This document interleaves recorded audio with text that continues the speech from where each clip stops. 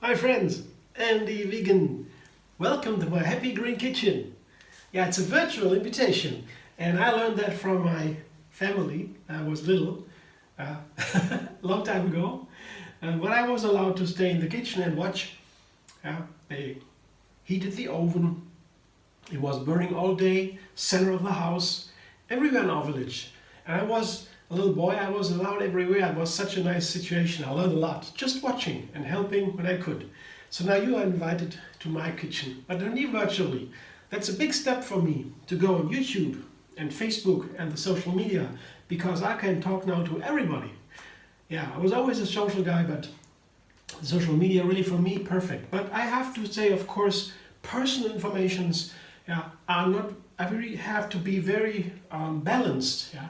If you ask a personal question to me, that makes not really sense to answer these personal questions, what I do personally, when it gets into specific details, because I learn every day when I do my personal yoga practice. I have a very important yoga practice for my personal well-being. I practice every day.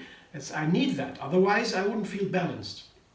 My well-being really is food on the one side, other side is the regular practice every day. My body has to be moved in every direction, and when I have this practice established, then my mind also expands the awareness.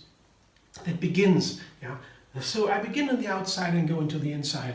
But these processes are very detailed. I have to watch it on my own. I can't explain to anybody. Every day I do a little practice. If the practice, for example, takes an hour or so, I make so many movements, so many sequences, and every little step has a change every day. And how would I explain that? I have to talk about hours. But that makes no sense, because with everybody else, when you do your own practice, everybody else has completely different experiences. And we can talk about the general issues, like for example, when it comes to health, and nutrition. We have to understand it's a limited approach, health in food, because health is well-being on 3 levels, to make it easy: social, mental and physical. And food is in general for the physical well-being. This is a small part only. And the physical well-being again is also part, has to be a practice, and not only food. So food has a very small influence, but nevertheless it's very important. Because we know, for example, the health studies, they might have triggered the global vegan movement. We know veganism is for the animals in first place, had always been from the beginning. Don't exploit the animals, don't harm them. That was the mantra, and nobody listened. A small group of people. But then health became scientifically important, because the first big studies have been published in 2013, 14, around that time. And all of a sudden, we had the global vegan movement. It jumped up. You can see the numbers. It's not my invention. The Vegan Society in London, they brought out a paper when they got 70 years anniversary, and they explained that they illustrated that it's a sudden movement, this jumping.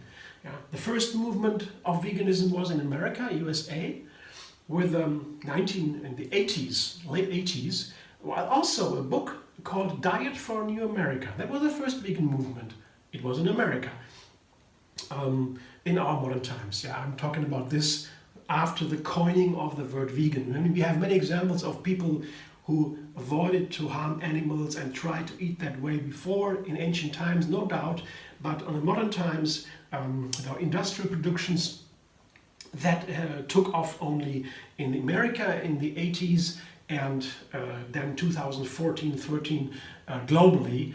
And that has mainly to do with health.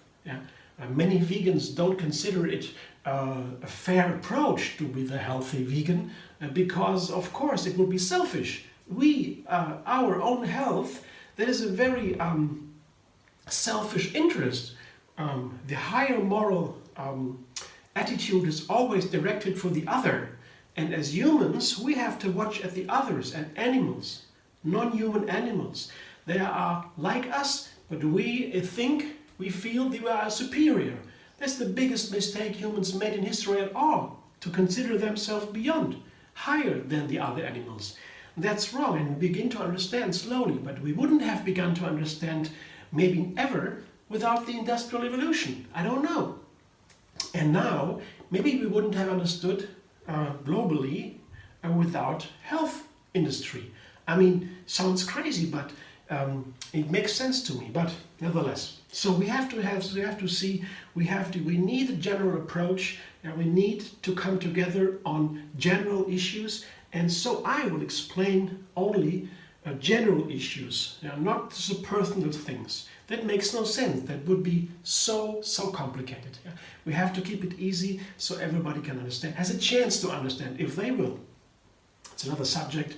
Reason is always subject to non-violence. Yeah? But this is not a subject. Yeah? We can't force anybody to understand. We have to understand that they have to want to understand. Yeah? It's freedom. It's our freedom. Yeah? That's why non-violence. But another subject. Today I want to make a breakfast, yeah? A healthy breakfast, yeah? And I use fruit. I combine two fruit. There's a papaya and the pomegranate seeds here. See? Wonderful, right? My main ingredients here. The third ingredient is a granola, yeah? And I will combine cashews, bananas and lemons. Here, cashews, bananas and lemons. That's here cashews and bananas, 2 large bananas or 3 small bananas or 4 small bananas and a handful of cashews. That makes the banana cream silken, very nice texture. Yeah, blending bananas is nice. It gets into a smoothie, but if you put nuts into it, it gets a little bit more creamy. And silken creamy, very nice, silky cream, very nice. So bananas here, and then the cashews. But blending bananas is also nice with lemon. I always say, it sounds a little bit crazy, but I think there's actually something to it. Bananas taste even more like bananas if you blend a lemon with it. Not only that, the lemon keeps the color of the banana light, so it keeps the color of the banana, so that is something that tastes too. You eat with your eyes first. And it also is a nice balance to this bitterness of the banana that is not really in the banana, obviously. Banana has a peel, and you eat the peel, you find that bitter flavor, the tartness in the peel. But you don't want to eat that, of course, usually. Another subject again, but lemon really plays a little bit into this bitterness as a balance. So bitter and sour helps to each other. You can balance the bitter flavor with the lemon, with the sour, but at the same time you can appeal to it. You can a little bit bring it out. And that's why I say, I guess with some reason even, that banana tastes more like banana even when you blend a lemon into it. So another story again. We can debate about that, or how you feel about it. But next here is now this wonder ingredient. This is really something we can very inexpensively buy, very easy. It's a flaxseed. Flaxseed is a very healthy grain. No, it's a seed, not a grain. It's a seed, and it is similar as chia seed. Chia seed, flax seeds, both they gel up. And both have a lot of fiber. Yeah? Fiber is that what we usually cannot digest. Fiber cleanses the intestines. And it balances also how much sugar and nutrients, protein and fat we take in.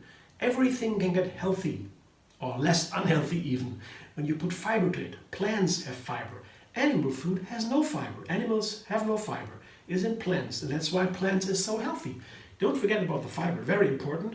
There's a lot of science about fiber, more and more, and we begin to understand there are different kinds of fiber, the soluble, the insoluble, but that's very complicated. But the most important is they work in the intestine, and some of the fibers can also be digested. We know now.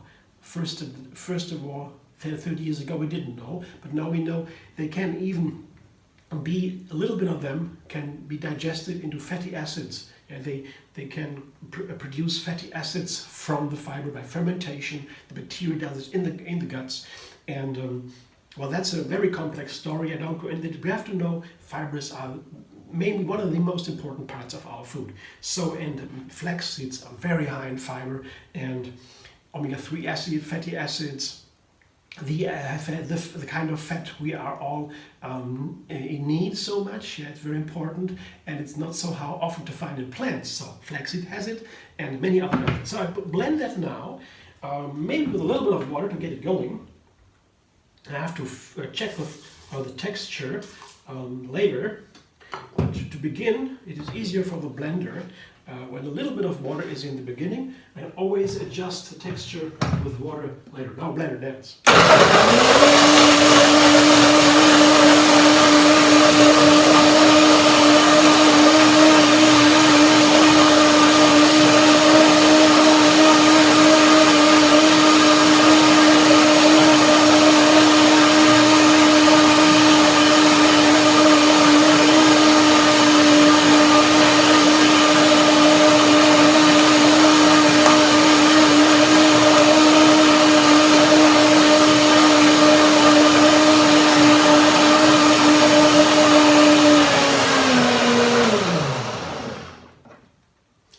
Let's see what happens here.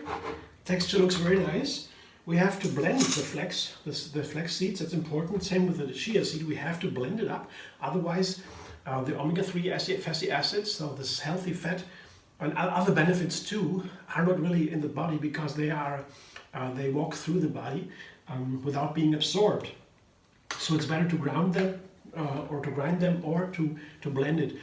I have to break it open. That's important. Let's taste it now. Very good. Yeah, it's a little bit thick. I would say a little bit more water, a little bit. Oh, the flavor is perfect. The lemon and the banana are so nice. And the flaxseed too, they have a nice flavor. They are nice and they have more flavor than the chia seed. And there's some difference between chia and flaxseed. And what I say when the scientific approach, so the general approach, scientific approach is what usually concerns all humans. Yeah, they begin with that. That's why science is so complex, so complicated, because you have to tell the truth about what's good for all people or bad for all people. It's not just a personal experience. It's a general. That is a high standard, yeah, to meet, and it's not so easy. But from that high standard, we have to say until now we think flaxseed might be a little bit more healthy than chia seed because they have these lignans.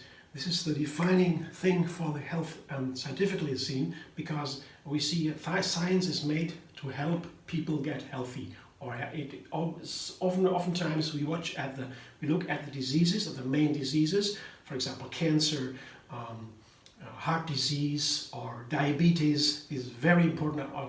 Alzheimer, yeah, dementia. So these kind of diseases are very high world population right now, and of course hunger, starvation, yeah, that has been more important before, and now it's more these diseases, the civilization diseases, and the lignans. The lignans, they are very high in flax, more than in chia seed. That's why some scientists recommend to eat flax seeds instead of chia seed, because flax has more lignans, and that is good for anti-cancer. Yeah.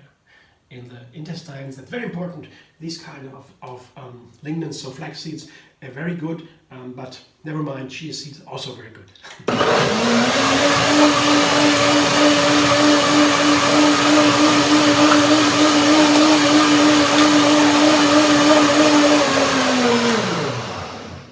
Should be better now, and of course when we blend these things, nuts or seeds or so, we don't soak them before, the creaminess gets thicker when it sits for a while, so that's why, but it's nice. I guess it's okay now. A very nice texture.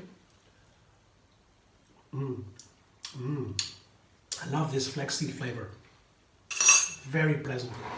Oh, I'm gonna try it. So what I'm doing now, I will put the flax banana cream here into my bowl. I will show you in a moment why. You see this texture, that beautiful, right? You don't always need to eat a yogurt or something, and then you have to ferment it. It's very easy. I'll make this just a cream with seeds and nuts and bananas and lemon. You have almost a yogurt. And you can, if you want a texture of the yogurt a little more, you can of course do some more tricks with coconut fat and so, but you don't always have to use the yogurt. If you don't want to have time to ferment, you can always make some tricks. This is pretty similar and a very nice base for a breakfast. And here, the granola part, it's today another seed, so I have a lot of seeds in here today. Yeah, flax seeds and buckwheaties. They are grains. Almost, it's not a, it's a fake grain, so to say. It's a grass more, but this is pretty similar. And I have seeded it here, sprouted it, and then I dried it back. And now they have this crunchiness, wonderful crunchiness. That's for a granola. Granola is always crunchy. I put it into my flax banana cream, and that's the base of my breakfast today. I could eat it as is. Yeah, it's a wonderful texture. Has this crunchiness, the softness. It's very healthy, huge amount of nutrients that are essential for me, for my health, and of course tasty. I will put it now here into a glass. I show you how to serve it. It makes it nice for the eyes to watch and it's fun to eat. So I put it here, take a spoonfuls into the bottom, the base of my breakfast. Yeah, a little bit more. I will have 2 of these glasses from the amount I have, so I will fill here to a third, maybe like this. And now I put my 2 fruit on top to have it nice. I begin with the papaya, a wonderful fruit, papaya. Also these fruits high in fiber, vitamins and minerals too. Yeah. Enzymes, papaya is famous for the enzymes. Oh, it's amazing. It's for the eyes. Yeah, the Indian people and the popular science, they don't know if it is scientifically proven. I don't know, but in India they know a lot about spices and health. They have an ancient science, and it is interesting. They eat it for the eyes. Yeah, they say good health, eye health, and that's why they eat papaya. And papaya is everywhere in India. On the streets, you find these huge papayas. And they serve it right away. They cut it open for you, season a little bit with lime and chili pepper or cayenne, and they eat it right away. It's delicious. Yeah, it's very healthy indeed. So, as I said, we don't need to go too deep into the health science. It's not important. What we need to know is that we have to eat fruit, vegetables, nuts, and seeds to stay healthy. Yeah, that's most important. And have a variety of it. Don't over-process. Don't do too much. Yeah, I just want to be careful. Yeah, gentle. Yeah, not too much. Not whole food. Has to be whole food. Usually, that's the healthiest way because of all these fibers and all these things in the peel, and so these kind of things make it really healthy. That's very easy, basically. Yeah, if you go into the science, get more complicated, but in the end, it's pretty easy. Don't eat animals, just plants, fruit, vegetables, nuts, and seeds, and then you have these kind of breakfasts. Very simple. It's so easy, huh? And it's so much fun to eat. I'm looking forward. And I also like to open a pomegranate, for example. Here, the pomegranate is a very wonderful, one of the healthiest fruits we have. There are seeds around in every of these areoles. They are called the little red things in the pomegranate. They are areoles because they have a juicy, fleshy outside, and inside is the seed.